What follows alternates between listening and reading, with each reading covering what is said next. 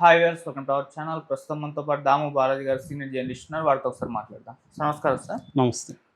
Sir, pastor ప్రవీణ్‌కి సంబంధించి రోజుకొక CCTV footage బయటకు లీక్ అవుతూ ఉన్నప్పటికీ దాన్ని ఎవరు కూడా పాస్టర్స్ వాళ్ళెవరూ క్రిస్టియన్ సంఘాలు కూడా యాక్సెప్ట్ చేయట్లేదు.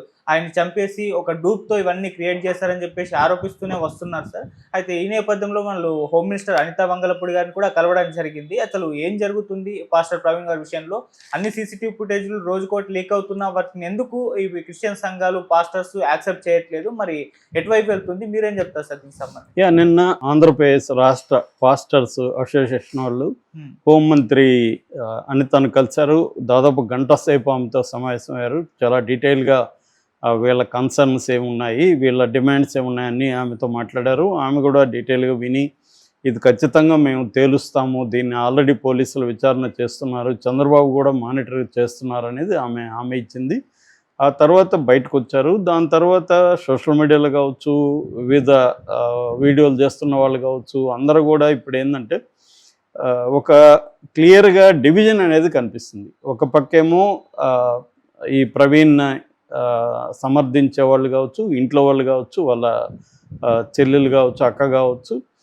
మరోవైపు తెలుగుదేశం మీడియా, ప్రధానంగా తెలుగుదేశం మీడియా అంటే తెలుగుదేశం నాయకులు దీని మీద పెద్దగా మాట్లాడట్లేదు, కానీ Telugu Desam main stream media and social media ఇద్దరు కూడా గత కొన్ని రోజుల నుంచి ఇతను పచ్చి తాగుబోతూ, ఇతను భయంకరంగా ఇది కొన్నాడు, మందు కొన్నాడు అని ఎస్టాబ్లిష్ చేయడానికి సీసీటీవీ ఫుటేజీల్ని తీసుకొని విపరీతంగా బ్రేకింగ్ వేస్తున్నట్టుగా మనకు అర్థమవుతుంది. అంటే ఈ రెండు వెర్షన్స్ ఉన్నాయి. ఒకటేమో ఇతను తాగుతూ డ్రైవ్ చేశాడు, అసలు అంత దూరం పోవడమే గ్రేట్ ఇతను అని ఎస్టాబ్లిష్ చేసే విధంగా తెలుగుదేశం ఛానల్స్, తెలుగుదేశం మీడియా పెద్ద ఎత్తున చేస్తున్నట్టుగా కనబడుతుంది. రెండో వైపు వీళ్ళు చేసే కొద్దీ అనుమానాలు ఇంకా వీళ్ళకి పెరుగుతూనే ఉన్నాయి. వీళ్ళు ఎందుకు ఇంత పెద్ద ఎత్తున చేస్తున్నారు, అసలు ఈ ఫుటేజ్ మేము పోలీసులు ఇవ్వలేదని ఒక పక్క అంటే, పోలీసులు ఇవ్వకుండా ఒకేసారి ఇన్ని ఛానల్స్కి ఒకే సీసీటీవీ ఫుటేజ్ ఎట్టొస్తుంది? నిన్న కూడా చూసాం. నిన్న చూస్తే ఎల్బీ నగర్ దగ్గర ఉన్న సవేరా వైన్స్లో 12:24 ఇతను వెళ్ళి 2 బడ్వైజర్ బీర్ టిన్లు, తర్వాత 2 బకార్డీ చిన్న ఇవి రమ్ము అండ్ ఒక జిన్, 2 జిన్ ఇవి అనమాట, జైసల్మార్ అంటారు బ్రాండ్. జైసల్మార్కి సంబంధించిన 2 జిన్ పెట్ బాటిల్స్, ఈ 4 పెట్ బాటిల్స్ ప్లస్ 2 బీర్లు, టిన్ బీర్లు 950 రూపాయలకి కొన్నాడని వాళ్ళు ఇది కూడా పెట్టి వేశారు స్క్రీన్ షాట్. సో అక్కడి నుంచి ఒక పత్రిక ఏం రాస్తుంది, తెలుగుదేశం పత్రిక 7 చోట్ల కొన్నాడని రాస్తుంది ఒక పత్రిక. నేను ఇందాక చదివా, 7 చోట్ల ఇతను కొన్నాడు, తాగుతూనే వెళ్ళాడు. అంటే ఎంత తాగుపోతైనా 7 చోట్ల కొని ఒకే తాగుతాడా అనేది, తాగితే అసలు నడపగలడా బండి అనేది ఒక విచిత్రం. సరే, ఇప్పుడంటే హైదరాబాద్లో కొన్నాడు, 2 బీర్లు అవి కొన్నాడు. మరి అతను కాక్టైల్ తయారు చేసుకున్నాడా అని తెలీదు. సో అక్కడి నుంచి మళ్ళీ మనకి మామూలుగా అయితే కోదాడలో, ఏలూరులో కొన్నాడు. ఈ 2 విజువల్సే ఉన్నాయి. కోదాడలో కొన్నాడని చెప్తున్నారు, కానీ దానికి సంబంధించి విజువల్స్ ఇంకా రాలేదు. మనకి ఇప్పటివరకు ఉన్నది మార్నింగ్, అంటే మధ్యాహ్నం మిడ్ టైంలో 12:24కి 2 బీర్లు అది కొన్నాడు. దాని తర్వాత ఏలూరులో 10 గంటల ప్రాంతంలో అక్కడ ఒక బకార్డీ రమ్ము కొన్నాడు. ఇది విజువల్స్లో వస్తున్నవి. కానీ వీళ్ళు ఏం ప్రచారం చేస్తున్నారు, దారంతా కొంటూ పోయాడు, తాగుతూ పోయాడు. అసలు దారంతా తాగుతూ పోతే ఫస్ట్ ఆఫ్ ఆల్ ఎవరు కూడా బైక్ని డ్రైవ్ చేయలేరు, కనీసం గ్యాప్ అయితే ఉండాలి. సో అది ఒక రెండోది. ఎందుకు అదే పనిగా తెలుగుదేశం మీడియా ఎస్టాబ్లిష్ చేస్తుంది, ఇది పోలీసులు చేయాలి. పోలీసులేమో అసలు ఈ వీడియోలకు మాకు సంబంధం లేదు. ఇక్కడే డౌట్ వస్తుంది అందరికీ. తెలుగుదేశం మీడియాకి ఒకేసారి ఈ వీడియోలు ఎట్లా రిలీజ్ అవుతున్నాయి? తర్వాత కొన్ని గ్రూప్స్లో చూశాను, దీన్ని వీలైనంత స్ప్రెడ్ చేయండి అని మెసేజ్లు వస్తున్నాయి. ఎందుకు తెలుగుదేశం వాళ్ళు ఇలాగ స్ప్రెడ్ చేస్తున్నారు అంటే, ఇక్కడ ఏంటంటే ప్రతిదీ ఆంధ్రప్రదేశ్లో రాజకీయమే కాబట్టి ప్రవీణ్ మరణం కూడా రాజకీయంగా మారిపోయింది. సో క్రిస్టియన్స్ అంతా పెద్ద ఎత్తున ఈ స్థాయిలో వ్యతిరేకత వస్తుందని చంద్రబాబు కూడా బిగినింగ్లో ఊహించలేదు. అందువల్లే వీళ్ళు బిగినింగ్లో దాన్ని పెద్దగా పట్టించుకోలేదు. ఫస్ట్ అయితే ఇది యాక్సిడెంట్ అని ఎస్పీ కూడా చెప్పేశాడు. దాని తర్వాత వీళ్ళు ఎప్పుడైతే ఇది యాక్సిడెంట్ కాదు, హత్య, ముఖ్యంగా రెడ్ కార్ ఒకటి గుద్దినట్టుగా ఉంది, ఇవన్నీ బయటకు వచ్చాయో అప్పుడు వాళ్ళు అనుమానాస్పద మృతిగా నమోదు చేసుకొని విచారణ ప్రారంభించారు.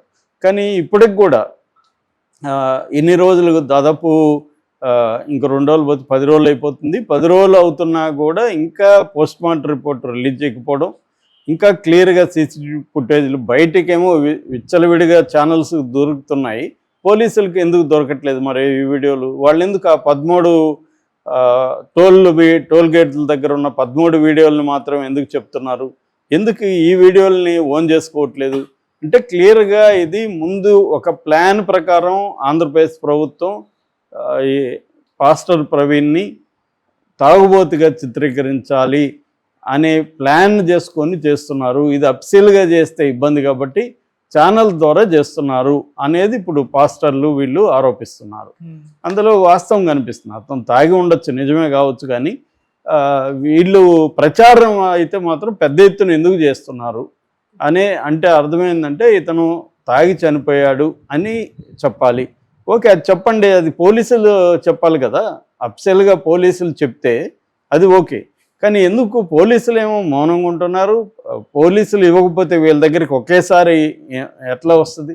అంటే దీని వెనుక తెలుగుదేశం పార్టీ యంత్రాంగం రంగంలోకి దిగి తెలుగుదేశం మీడియాని రంగంలోకి దించి వాళ్ళే ఈ వీడియోని కలెక్ట్ చేసి అందరికి ఇచ్చి మీరందరూ దీన్ని పెద్ద ఎత్తున ప్రచారం చేయండి అని చెప్తున్నట్టుగా మనకు అర్థమవుతుంది.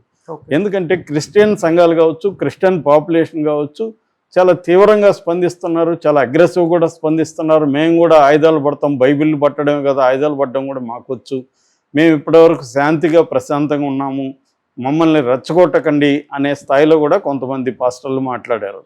సో ఇది ఒక రకంగా వైసీపీకి ఉపయోగపడే అంశంగా మారిపోయింది. వైసీపీ సోషల్ మీడియా కూడా దీంట్లో కొంతవరకు రోల్ ఉంది, కానీ వాళ్ళకంటే కూడా పాస్టర్లు, క్రిస్టియన్ సంఘాలు, తర్వాత దళిత సంఘాలు, వీళ్ళందరూ కూడా పెద్ద ఎత్తున దీంట్లోకి దిగినట్టుగా కనిపిస్తుంది.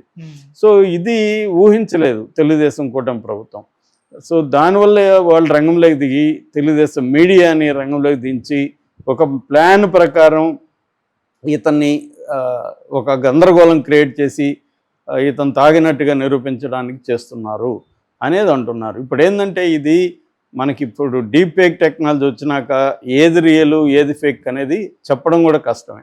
ఇప్పుడేముంది, తర్వాత కూడా అలాంటి కాస్ట్యూమ్ వేసి ఆ సవేరాలో కొంటున్నట్టు నిన్న కూడా తీసుండొచ్చుగా వీడియో. టైం లైన్ మార్చడం పెద్ద విషయం కాదు కదా ఎడిటింగ్లో. కాబట్టి అంటే డీప్ ఫేక్ వచ్చినాక ఏమైనా చేయొచ్చు, మామూలుగా కూడా ఎడిటింగ్లో మార్చచ్చు, సో టైం కోడ్ మార్చచ్చు, సవేరా అది ఎవరో తెలీదు.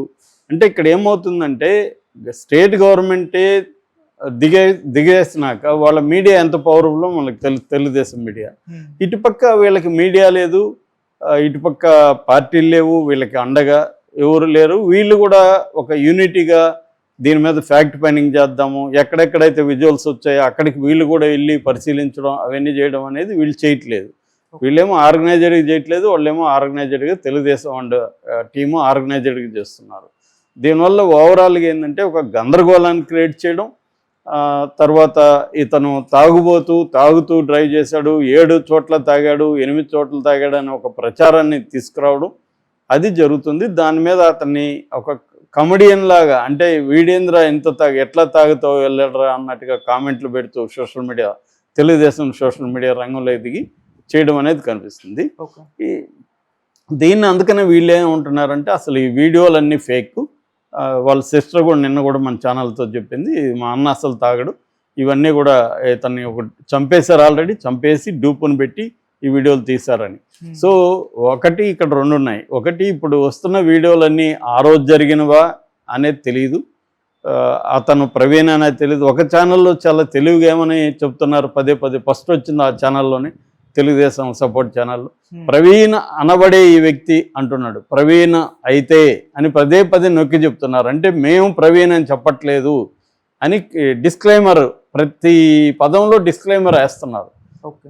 ఒక పక్కేమో ప్రవీణే అని చెప్తూ మళ్ళీ ఇంకొక పక్క వాళ్ళ మీదకి రాకుండా లీగల్గా ఓకే. ప్రవీణ్ అయితే ఇతను ప్రవీణ్ అయితే ఇతను 2 కొన్నాడు, ఇతను ప్రవీణ్ అయితే ప్రవీణ్ అనే కదా నువ్వు చెప్పదలుచుకున్నావు, ప్రవీణ్ కాకపోతే అతను ఎవరో ఇతను ఎందుకు చెప్తావు అంటే ఇలా అతి తెలివి ప్రదర్శిస్తూ చేయడం వెనకే అందరికీ డౌట్లు వస్తున్నాయి.